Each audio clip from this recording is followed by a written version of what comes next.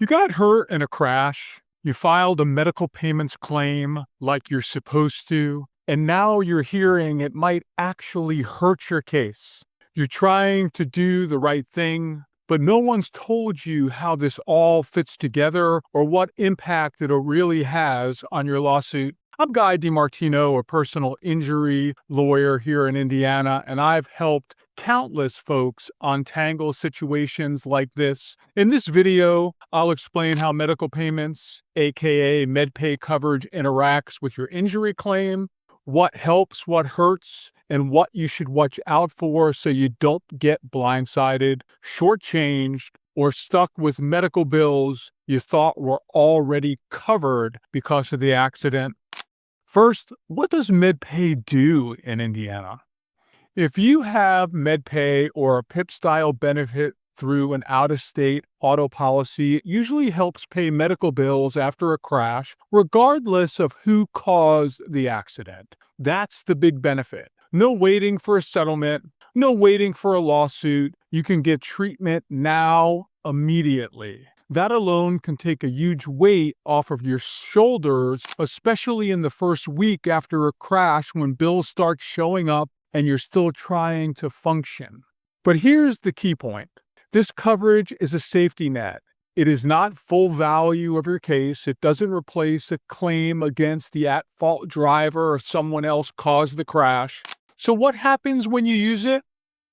Let's say you slide on a snowy road outside Indianapolis and get hit. You go to the ER and then you need follow-ups. Maybe you end up in physical therapy for a period of time. You give the hospital your coverage and it pays up to the limit on your MedPay policy. Some people burn through the limit very quickly, and that's when the questions start.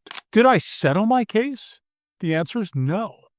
Using MedPay or a PIP-style benefit does not settle your injury claim. It simply pays certain bills while the bigger claim gets sorted out. Can you still sue after using it? Absolutely. If another driver caused the crash, you can still pursue a claim for everything your coverage did not pay.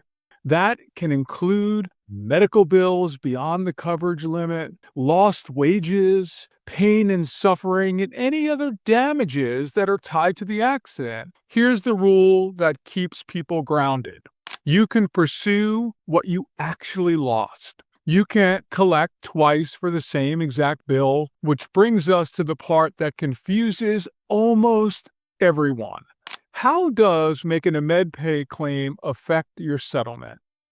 If your coverage paid part of your medical expenses, the final recovery usually accounts for those expenses in some way, so you're not being paid twice for the same expense. A simple way to picture it is this. If your total damage include all your medical bills, lost wages, and pain and suffering, and your coverage already paid some of the medical expenses, your claim against the at-fault driver will still be the same.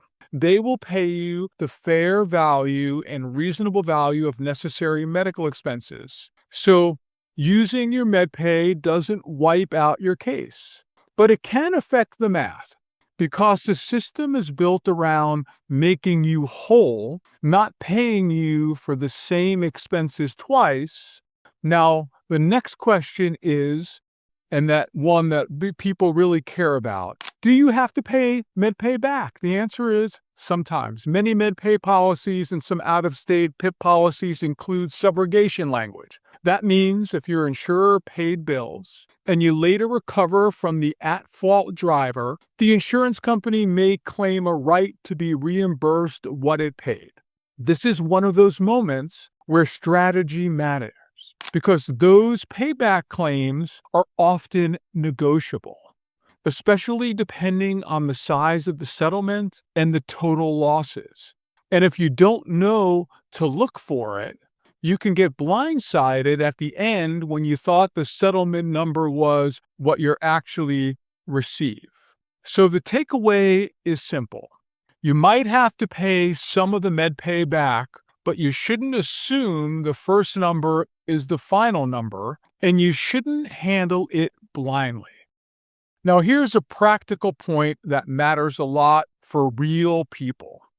How using this coverage can help your medical treatment if you're in pain, but you're hesitating to see a specialist because you're worried about the cost. Using MedPay can let you get the care that you need immediately.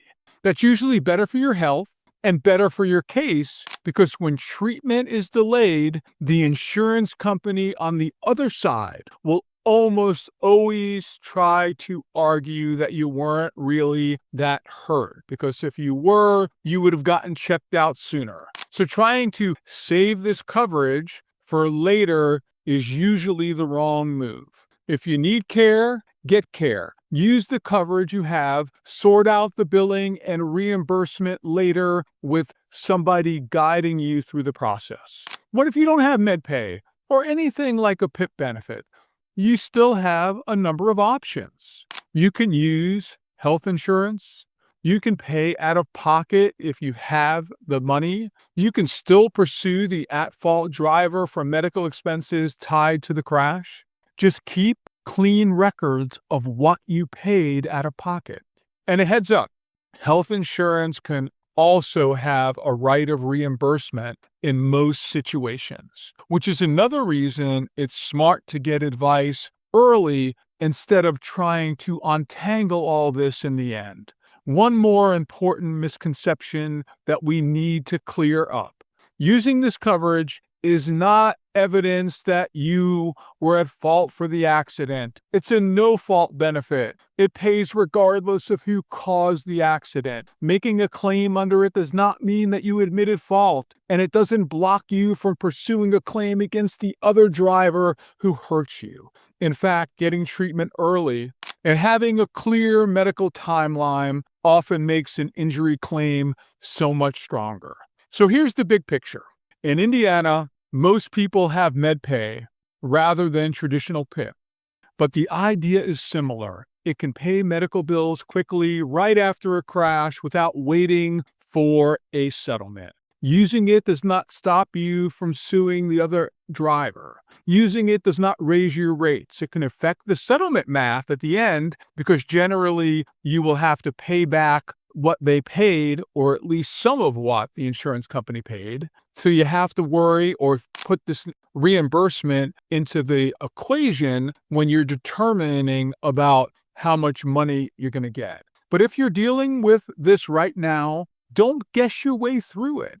A small mistake early on can cost you a whole bunch later. And if you want the next video that pairs perfectly with this, watch the one on claiming compensation after a motorcycle accident in Indiana, because the insurance traps show up there too, and riders get hit with blame tactics constantly. Click the next video now, and I will see you over there.